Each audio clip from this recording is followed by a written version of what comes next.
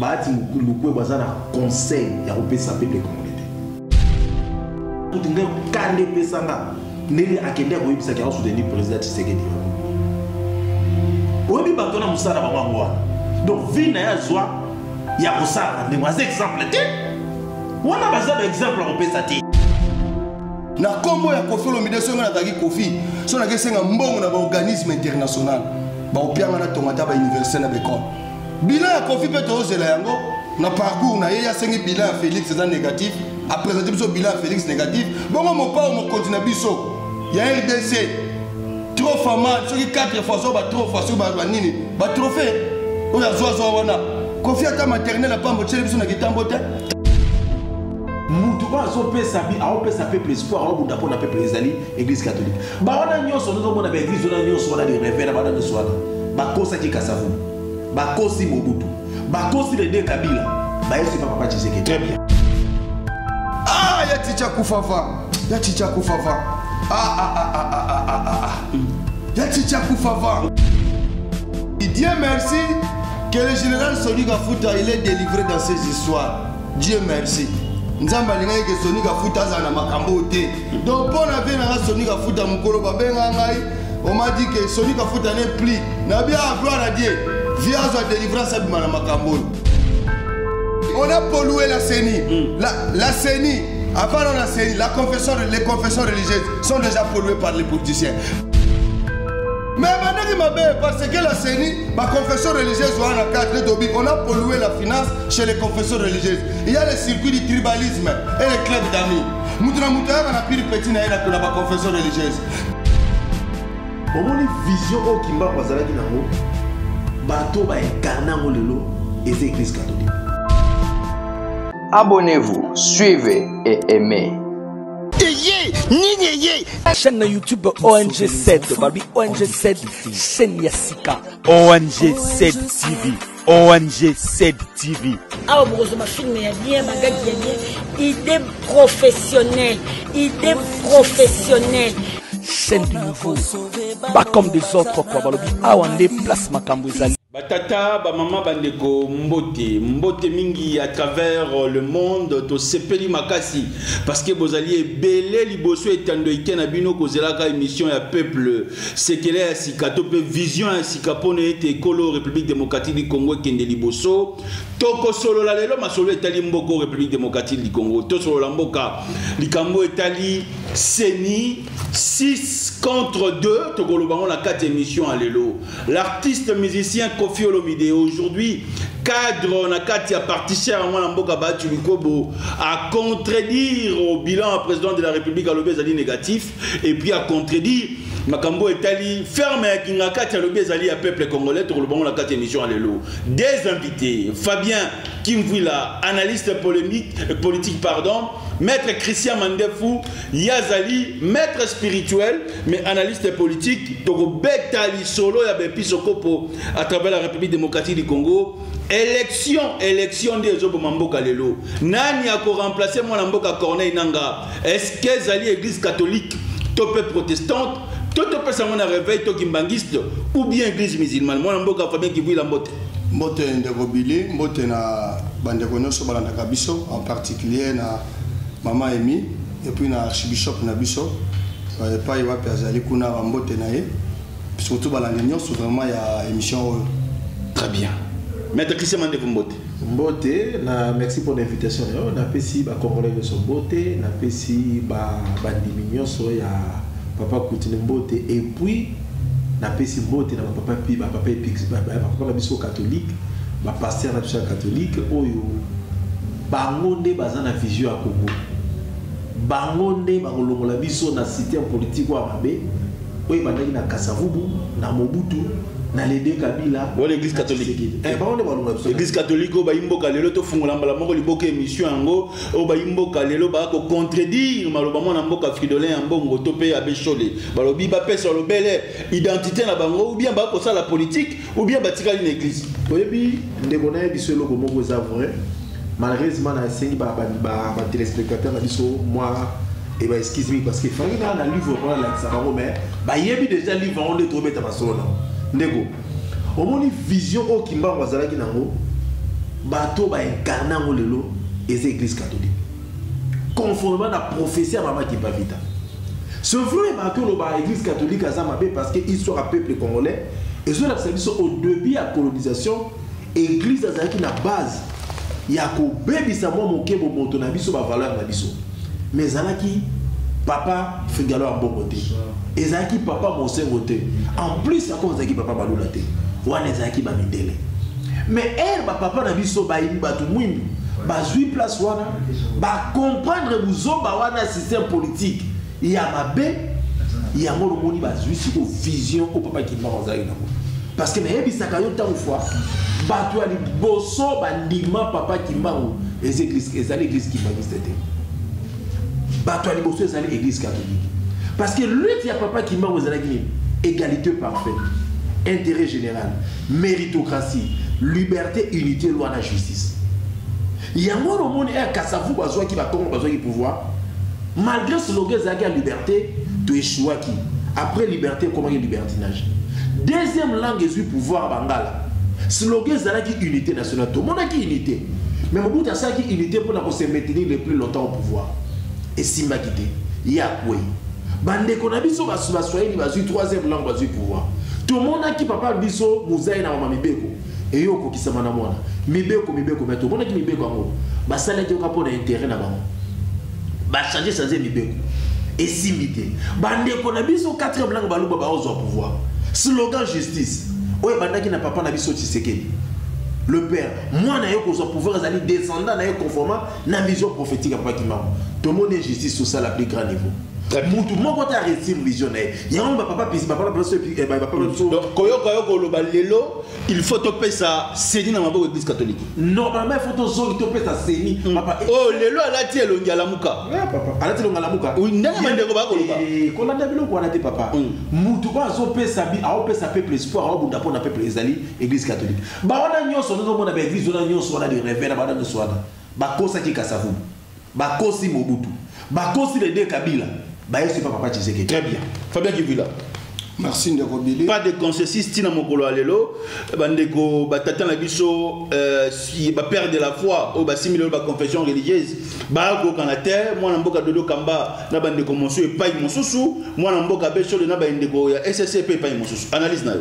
Analyse na biso ezali d'abord c'est un regret parce que dans le monde entier nous sommes l'unique pays dans le monde. Soyez un peu bilingue parce que tous ces autres bilingue parce que les termes bandeko ba Holanda biso ba comprendre za lingala makasi kasimba makomi mingi za na kati ya masolo to ko beta za lingala te yango senga moi français mon kota. Très bien. Bandeko na biso mingi o toza na bango esengeli ba tozali mboka ya soni ekolo ya soni pe ya mawa o to benga na français un regret de la détresse humaine, un pays, l'unique pays dans le monde où on a confié les organisations électorales entre les mains de serviteurs de Dieu et ça ne tient pas. Depuis Tobana Marambaba élection Oyo, nous tournons toujours au cercle vicieux et on a fini toujours à automatiser un système pour maintenir un président à la tête de la CENI. Ce qui ne vient pas de voie droite. Parce que les hommes de Dieu qui sont aujourd'hui manipulés, commercialisés, ils ont quitté la Bible. Ils ont laissé la Bible. Ils ont laissé mais ils ont abandonné la chair.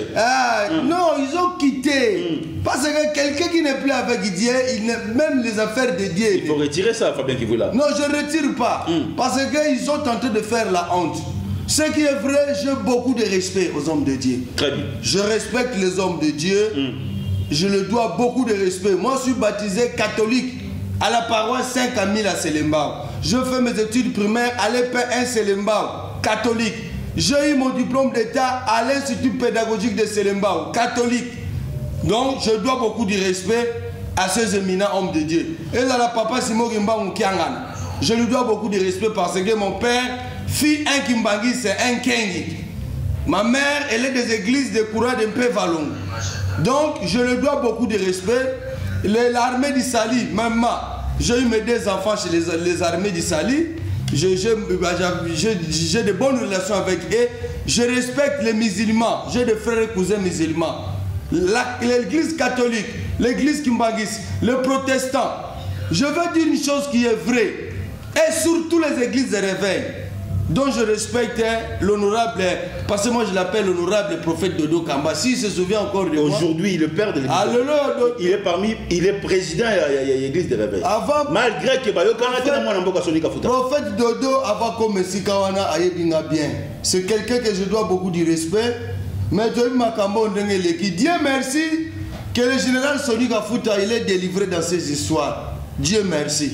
Nzamba linga ke Soni Gafuta za na makambo te. Donc pour la vie na Soni Gafuta mukolo babenga ngai, on m'a dit que Soni Gafuta n'est plus. Na bien gloire à Dieu. Via sa délivrance abima na makambo et je bénis Dieu. Mais nous avons un regret. Comment l'unique pays dans le monde où on a confié les choses électorales entre les mains des serviteurs de Dieu, mais nous avons toujours la tendance de tourner dans le tourbillon, dans un cercle vicieux, et on arrive toujours à automatiser un chef. La CENI n'appartient pas à l'Assemblée nationale, la CENI n'appartient pas au Sénat. Aujourd'hui, c'est lui qui doit trancher. Non, loin de là. La CENI n'appartient ni à l'Assemblée nationale. D'abord, est-ce que la Constitution, il y a un moment Congolais, papa, quelque part, Congolais, Congolais, quand on a français, on a 1000 francs, bisous sur la francophonie, on a azate. Bah, moi difficile, nous sommes comment la constitution, au consensus. Maintenant, je vais top Mikolo, consensus. Et là, il doit tenir Mikolo comme consensus. Si on tourne à Kino, tu sa caméra, consensus, c'est quoi? Donc, on a des termes difficiles, on a un peuple. Vous avez une carte bancaire, carte bancaire. Tu vas comprendre les caractères. Si on a une distraction, il y a un consensus. Ça, on n'a rien à voir avec Kobili. On a dit que tu souffres. Tu souffres dans beaucoup de Kobili. Vous avez la loi qui compliquer et qu'on rend la vie difficile pendant que la population a la poste à l'IA, la population a la poste à Tanga, la population a la poste à santé. Quand est-ce que vous allez commencer à nous amener des choses? Ne dites pas que vous avez décidé de créer comment la population peut se retrouver pour le transport, pour le salaire, pour les fonctionnaires bien, pour les soldats bien. Mais vous nous amenez des choses, français à Makassi, même la personne qui nous suit à la maison, quand on lui dit consensus, il ne sait comment définir consensus. Ça, c'est l'arbitrage autrement mal défini par nos prédécesseurs. Très bien. Nos prédécesseurs que j'ai dit ici, les politiciens qui sont en train de polluer la CENI. La CENI et les confessions religieuses. Cela veut dire que les locania qui ont la CENI. Oui, on a pollué la CENI. La CENI, avant la CENI, les confessions religieuses sont déjà polluées par les politiciens. Parce que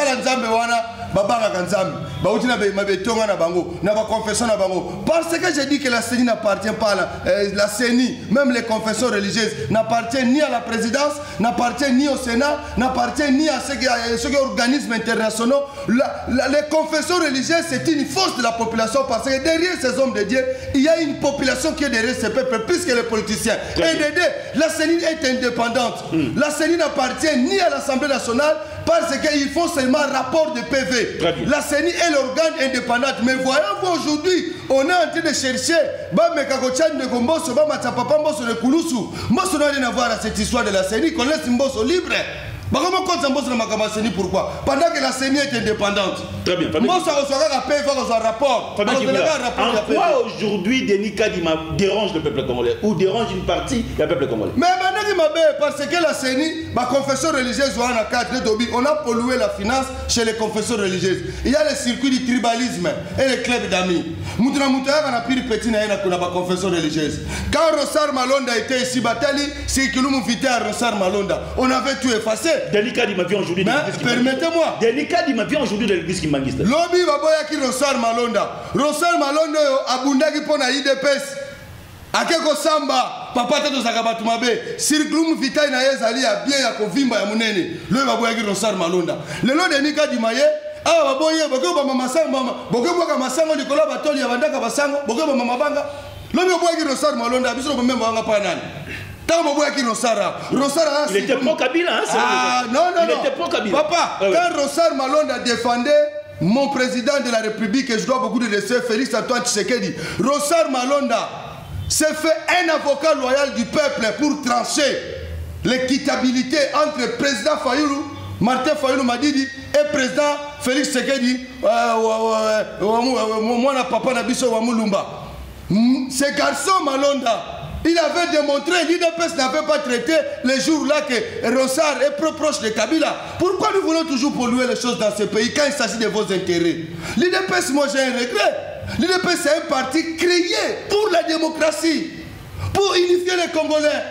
Ah, ya Ticha Koufava. Ya Ticha Koufava. Ya Ticha Koufava. Pourquoi? Non! En quoi l'IDPS a à voir dans ma cambo élection à Séni? Papa, na ministre Zabo, président Mboka, oh, il va tout tamusa Mboko. Aza, on a commis, on a fait l'émission, moi, on a ngoto. Fati Beton, na soutenu na gaye, po. Nous avons un membre de l'IDPS, c'était moi, je suis un analyste politique indépendant. Je donne mes soutiens à Félix parce que Tolingaki Félix a le seul nabiso bakinois. Premier président, oh, nous sommes père, nous sommes mère, nous sommes Mokaché. Mais il y a un vrai Kinois, donc il y a un maïpois. Mais c'est quand le côté où recruter Zanini de Konangai. Président Ngwazo Makambu, atika na babone ya IDPS. Nengi papa Tshisekedi wa Mulumba salaka IDPS. Vision ya IDPS papa. Ezala biloko mi baele ba komba na likolo wana. Biloko mi satu pardon. Ezali démocratie. Hein? Ezala union. Démocratie, progrès social. Mais fatia sur la biso kaka ba biloko wana o papa na ya komela ki biso wana. Soka sali biso ka biloko wana. Union, progrès, démocratie, social. Fachi de représentant à 4 mandats. Très bien. Maître Christian Mando. En quoi Denis Kadi me dérange aujourd'hui et pourtant où est l'église kimbangiste? Oh, ils ont défendu un peu Papa Simo Kimba. L'église kimbangiste, c'est ma vision Papa Simo Kimba. Papa Simo Kimba a une vision spirituelle, a une vision politique. Une vision politique. Papa Kimba a abondé quand il va abondé. N'ayez pas que lutte à Papa Simo Kimba pour l'égalité parfaite. Ou bien on est là il y a mon affaire à Banego, la distribution de l'Europe est inférieure, il y a un supérieur. Par rapport à ces enseignements, tout le monde a un démon. Tout le monde a une valeur. Nzamba est un peu rejeté. Par exemple, Nzamba, tout le monde qui papa Kimba, pour faire comprendre dans le monde que Nzamba qui est là qui le monde avec une parfaite égalité. Très bien, on peut revenir au sujet. Voilà. En quoi Denis Kadi me dérange aujourd'hui? Mais mon frère, mais ils sont rejetés du autres. Si on a rêvé dans le négement des autres, nous avons pouvoir être aboli dans 4 langues. Et il y a ceux qui ont un bengaka. On peut papa qui m'a dit qu'il y aura 4 rois. 4 rois. Parce que doit compléter par roi. Papa Simon Kimba le 4e président de Bongisa Mboko et Rotonga Baimeuble. Et c'est Kabila Kabonza Kiango. Tout ça là qui n'a pas mis sur le contenu. Très bien. En quoi Denis Kadi m'a dérangé? Mais qu'est-ce que là qui ça? Chaque façon qu'il l'a au est 8 pouvoirs. La première fois, ce qui langue continue à pouvoir, et ça c'est ce que nous appelons, c'est la langue du chef qui est aux commandes. Et deuxièmement, ils ont un collaborateur dominé. Ils ont une caractéristique de pouvoir établir dans 4 langues. C'est-à-dire que si on conserve le pouvoir, à cause d'un système politique qui est copié, on a confiance dans la langue de société. Autour à pouvoir à chef tout le monde a une langue. Et langue on est dominé. Au moment que langue on est dominé, ezali na ba pense presque nyonso à Congo politico-administratif yena aux en la première position. Et ba gentil ba o bazali ba langue musu ba accompagner pouvoir à chef ne ba kopesa vraiment ba titre musu. Et système politique wana kasavu ba salela kiango. Mobutu asalela kiango. Le 2 Kabila ba salela kiango, le Lopé Tshisekedi da salela. Nous devons nous dire la vérité. Nathan wa royaume Congo to monaki, Nathan wa royaume Ngala to monaki, Nathan wa royaume Ili to moni. Tout on a 4e royaume par rapport à vision. Les batu bazobo ya ngwana. Parce que nous on attendait, moi je l'ai dit dans charlatane. Je suis le seul Congolais, la seule personne où il a commis la papa Tshisekedi. Lettre. Na la kisa mon vision mususu. Na kena yebise na bi papa. Tozo zela pour une émission na ko kisama. Il y a 4e valeur en justice. Et il y a un pouvoir. Il faut réparer au bateau qui n'a pas cédé. Il faut même la population d'égalité parfaite. C'est-à-dire que tout le monde, il ne peut pas se gagner. Ce qu'on a qui beaucoup, au même pouvoir écouter la 4e langue, tout le monde a permis dans ce temps 4 personnes, tout le monde a Congo, tout le monde a Mongala, tout le monde a Moussouel, tout le monde a Moluba. En quoi délicat il m'a dérangé? C'est ce que j'ai dit. Parce qu'il y a Zaga Mouba. Mais je ne peux pas faire. Est-ce que le tribalisme a à voir dans ces niveaux? Mon frère. Au moins, il va congolais. Ça va tout vérité. Au moins, il va tout et ça, tribalisme, c'est un congolais. Et ça, il y a une nature, il y a éducation au système politique. Mais tu l'as dit, c'est vrai, mon amboka délicat. Pas mon frère.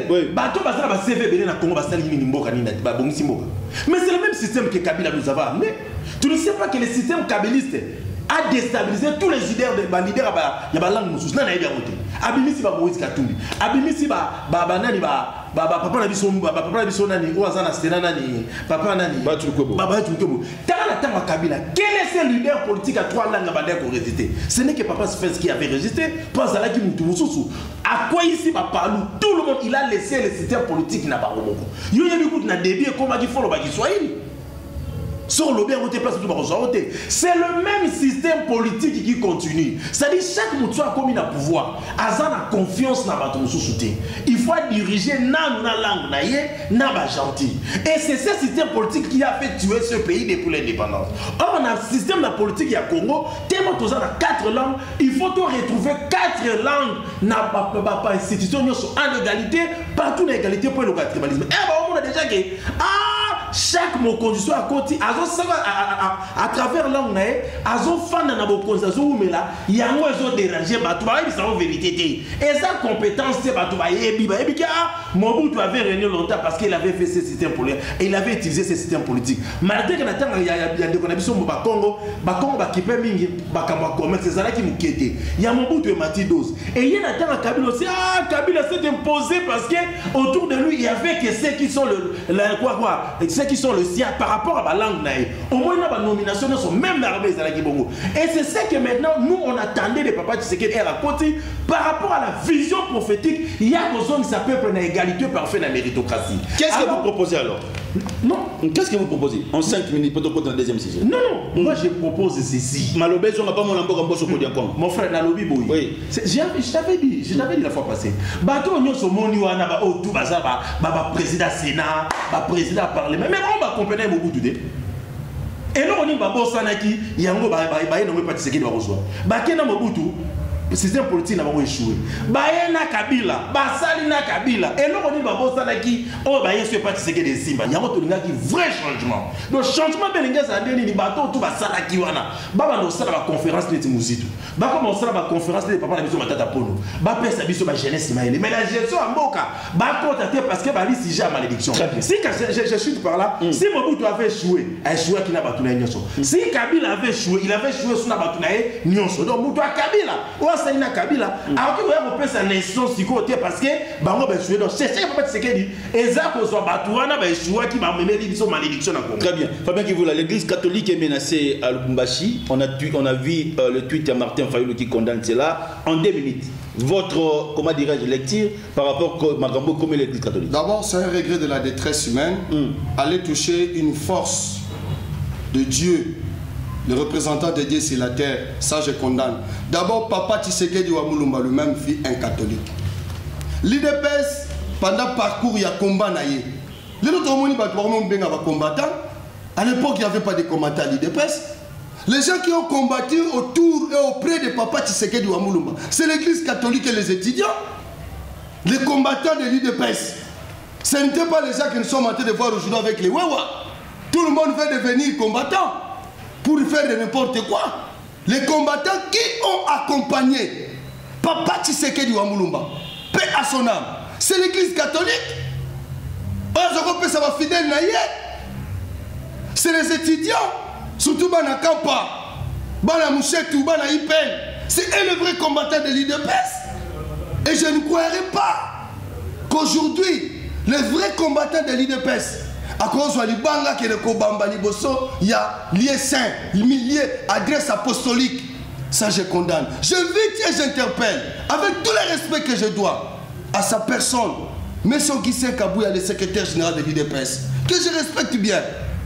Il faut à lui d'améliorer. Aujourd'hui, il y a des tiraillements entre le siège de l'IDPS et le cardinal en Bongo. Je suis en train d'interpeller et mobiliser la conscience de M. Okissé Kabouya, le siège de l'IDPS. 2023, il y a une calamité. L'élection. Catholique, c'est une force. Bataka tembena catholique. L'église de réveil aussi. Papa, l'église de réveil aussi. Force catholique. L'armée du salut aussi. Papa, les musulmans. Écoute-moi. Ouais. Bili yokanga tika na lobo pesa. La paix sur Maloba. Ouais. Tout le la vérité. Église de réveil tolo beza force. Obi keza divisé. Église de réveil eza divisé. Lelo kutuna ko loba na pesa batunanga te. Sonia ko loba na pesa batunanga te. Batadodo kamba kamba okene. Attention déjà. Mais catholique eza ini. Yo soga sango église ya 5000 ake ko finga sanga Saint-Édouard.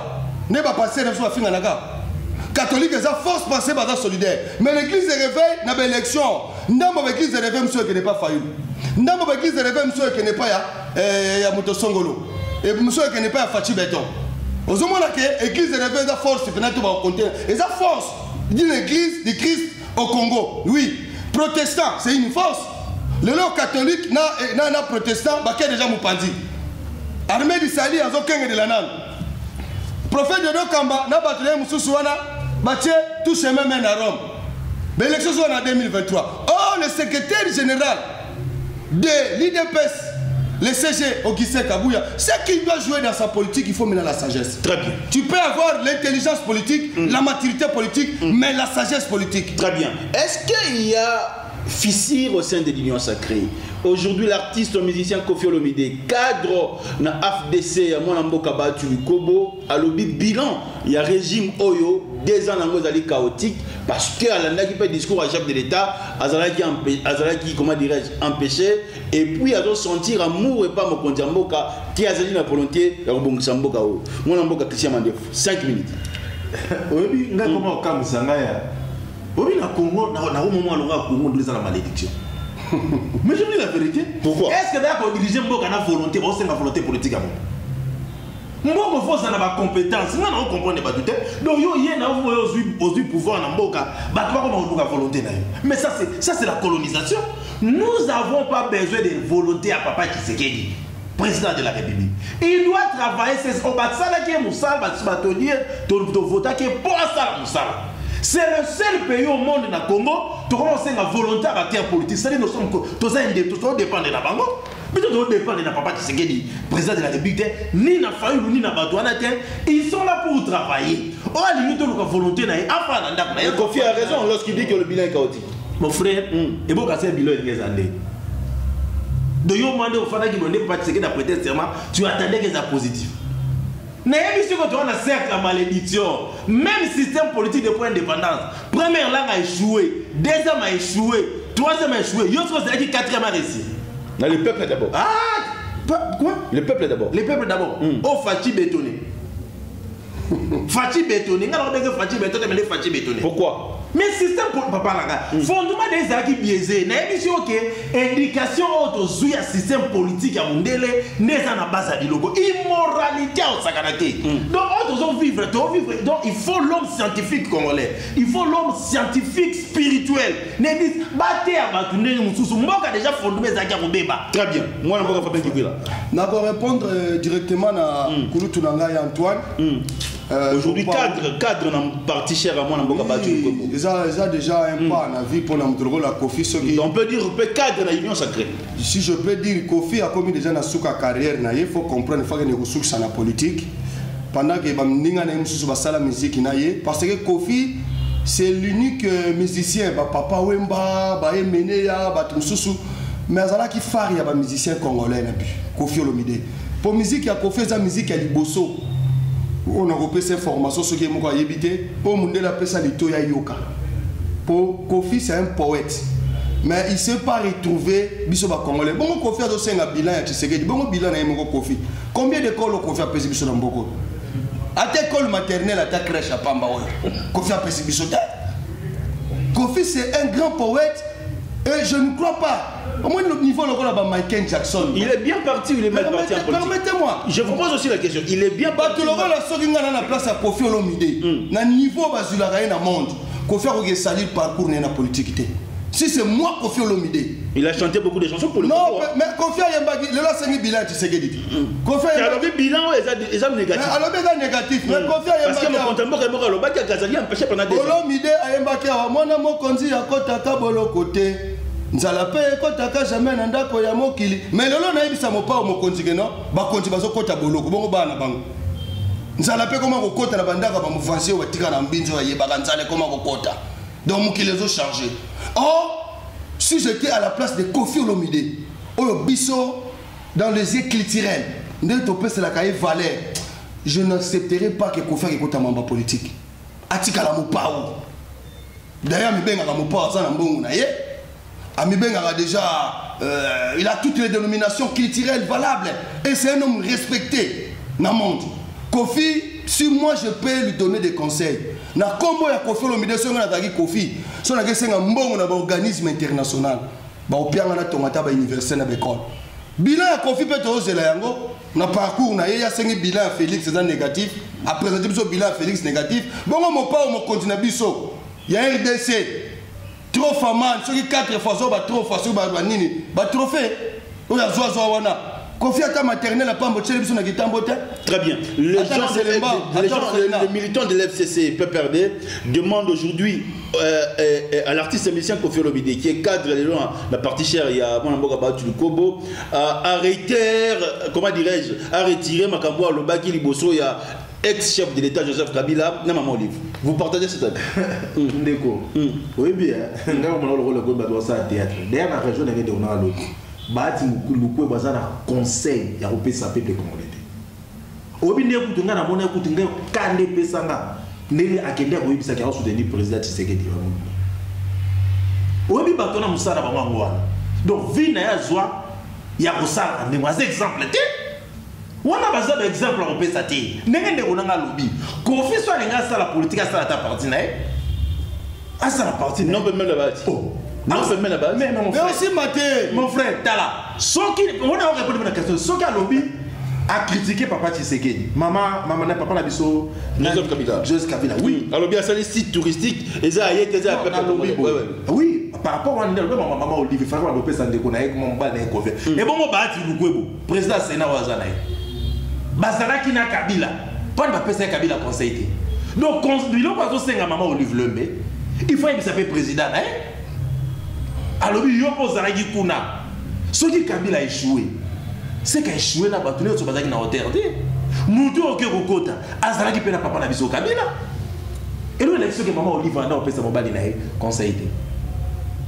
Maman a fait ses conseils. Badon a fait ça. Maman a fait ça. Encore a fait ça. Mais biso peut pas Congolais biso critiquer la méthode wana. Tu le dis que vous avez kabate parce que mboki kota na badonte. Fonce sur la pesa badon. Pour la ligne ka bato ba comment soit commis. Moi si il y a permis de me représenter mon pesa badon. Mais ko pesa don eza mabete. Sur zo pesa ngo na ndenge ya ozo zwa. Na ndenge mala pesa mabete. Mais sur zo pesa ngo na intention pour attirer bato, au profiter na bato na simeno ko de ko mabe. Donc on a lobé là qui maman Olive. Bahati beaucoup pas à partir. Très bien. Fabien Kivou. Ce que moi je peux compléter, Naza nanga porte-parole il y a initiative publicité. N'allez rappeler mbongo ya maman Denisité ni à maman Olive. Très bien. Je suis un simple garçon congolais qui s'est analyste politique. Analyste politique. Mais bah congolais faut tous aramiter maman lam. Au moins le bolamo maman Denise Adosal. Moi c'est le président Félix. L'autre va ignorer, on va effacer, on va effacer. On a vu maman Mida, la femme il y a Vital Kamere faire des dons à maman et moi va couper. L'autre peut pas rebosser à maman Mida. Namboka oyo ya roto lobaka même moto mamba seni ate boke soit américain as expert. On organise la banda élection américaine banda boye botia à la tête à seni. Comme nous avons la haine tolingana raté. Ce qui est vrai. Moi je peux souhaiter tous à la reconnaissant. Kofi Olomide mo pa mokonzi. C'est mon vieux, je l'aime bien. Mais ma propos me sous fois retiré yango vis-à-vis ma maman Olive oyebi Kofi asali ya mingi na mboko na musique mutako mais bazu mbongo wapi bazu mbongo wapi Kofi azu mbongo na ye na musique ma ex couple présidentiel ne ngalo ya mais mutino so comme la première dame asana ba droit na ye mama kutu moi si kutu ya burukumese on appelle moi ketche zo bula moi ça burukumese ana na moi ketche bula bon moi c'est chef de l'état. C'est la femme du chef de l'État. Exemple, moi c'est à présent Félix. À quoi va naïe à sali on maman Denise Tshisekedi. Maman Denise Tshisekedi. À cause on chef naïe. À cause c'est un partenaire naïe na libanda. Moi c'est mon conduit c'est que moi si la première dame de la République démocratique du Congo on chef naïe. Mundele moi ba ngopé sambongo ngopé ça. Depuis bi karosa elango. Pose un exemplaire. Maman lui pense que bambongo naïe na ba on chef naïe. A 5 recours na ye tant va recours na yé ala qui c'est qui mutema mabete ake no bongisa mboka na biso na mayombe maman Olive a tenu bandako étage na mayombe te mais il a fait des dons, il a aidé les gens opération ça mais on fait les si les gens vont parler mal de maman Olive oyebi ba tout le monde bazaki na miso okufa ba miom les opérations qui devaient coûter cher maman Olive asali ba biloko wana basi ba soda babali on a ba soda ba zaulu kamboka libale za la kate maman Olive atie ba mbonga je babali officialiser futi makambu nyos na ba trésor public mutu ataza mabende ko total rappel rétroviseur très bien c'est que l'obit on va na pe mabe maman 5 minutes au clôturer émission évaluation état de siège Fabien Kivula évaluation état de siège mutarobo ya mazali te sokoza congolais ya mutema mabe aujourd'hui est-ce qu'il faut encore prolonger l'état de siège non ce que je peux souhaiter ce que moi je peux souhaiter il y a encore de l'insécurité à l'est pendant qu'il y a des généraux qui siègent dans l'état de siège qui gouvernent plutôt dans l'état de siège il y a toujours des problèmes donc le chef de l'état il faut revoir le sous malamu soit tu vas prolonger le toit de siège mais avec beaucoup de stratégies il faut beaucoup de stratégies parce que bapesi ba généraux wana musala bato sa musala bango mais bambolombolo ya mabe basili kakate ezana promoko sur la sécurité régionale tel que Félix Tshisekedi est à la tête de l'Union africaine il doit améliorer sa diplomatie sécuritaire face à ses collègues présidents et il doit mettre maintenant des garde-fous. Nous avons qui contrat à Rwanda, tout ça. Mais nous, on attendait que le président Félix puisse revaloriser et élargir la vision de la diplomatie sécuritaire de la République du Congo avec d'autres pays. Parce que le général, il est là comme gouverneur. Mais il ne peut pas tout décider. Alors, décider dans ma camion soutien, si bien il est placé comme général dans l'état de siège. Mais est-ce qu'il a le monopole de tout dire à la place du président Félix, de tout dire à la place de la justice, de tout dire à la place de la sécurité de la défense nationale? Le gouverneur militaire, il est placé tant qu'exécutif sécuritaire, mais il est dans les courriers administratico-politiques. Mais du moins, le président Félix doit maintenant faciliter ces gouverneurs de l'état de siège d'avoir aussi un mandat solennel. Cela veut dire quoi? Qui peut accoster des décisions universelles par rapport à notre sécurité du côté de l'Est de la République. Donc, le gouverneur, on va placer Bango, il faut pas passer Bango, officialiser Bango d'une manière universelle. Ils peuvent aussi lancer des cris, ils peuvent aussi recourir. Donc, voilà un peu la politique, on va limiter Bango. Très bien. Évaluation interdite. D'ailleurs, dans ceux qui osent congolais, vraiment congolais, au lingi kaka de père et de mère et tout l'entend le tient non attends de père et de mère c'est normal parce que na ba koko na bisopé pose au pouvoir au étranger en au pouvoir très bien ce qui le est ça la bible ezali ka pour na système politique moderne les memelango étant que congolais étant que moi na mboka to ko ndimate bato ba kufa na est wana na moni ndeko alobi mingi alobi déjà presque aux essentiels to ko tient dans ba bon au moni biso mo ba congolais to ça ba responsable ya makabo ezoko ya kuna na est. Il faut pas responsabiliser le chef coutumier au bazar pour la population. Surtout ça. Je vous dis c'est une vérité. Mais yamba.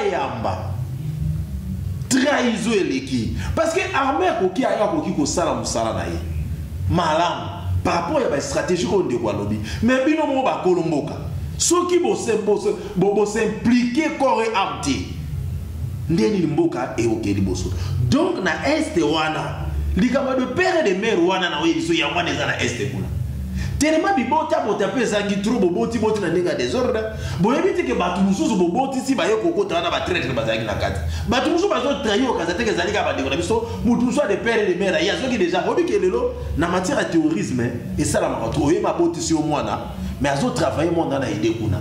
Yango ane loko wana ezo salama na est. Donc on aime sous bongo ça l'opération va signaler déjà. Boye ba te traître à outarab. Donc il faut sensibilisation patriotique de la makati na bateau basa kuna na est ba dénoncer attendre kuna yo. Ata mwana no fana na ndako. Ata ozo moneka assistant dénoncer pour na kosilisa na guerre wana. Deuxièmement, biso ba tozali impliqué te. Oyebi na yebisa ko histoire exacte de tu. J'ai camine au moment na j'ai camine ata ba betela ngotolo. Batonaki yango na mbongo ute na jegamite mbongo ute na bakongo donc biso bato tozali koto mususu tozana droit ya kokota na armée ya ko soutenir armée pour te délivrer ba déconnexion donc yango na ndeko sala solution za la kuna bande ko bolanda ki biso na bokebi nyoso Joseph Kabila 6 mois impayé Joseph Kabila 6 mois payé. Mais tout d'abord, c'est là où Kabila a 6 mois pour faire foutre. Tu vois, très bien, Joseph Kabila 6 mois payé. Déclaré. Très bien, on a suivi aussi la réaction de Nicolas Kazadi. Mesdames et messieurs, nous sommes arrivés à la fin. C'était votre émission Point de vie. Ndela Esika, Awatolobeli Ekolo, République démocratique du Congo. Si vous avez des critiques, venez ici, nous allons vous recevoir dans cette émission et puis nous allons donner notre vision, moi et vous et les invités, pour que le pays avance. Ciao. Abonnez-vous, suivez et aimez. ONG SAID pour sauver les enfants en difficulté. ONG SAID.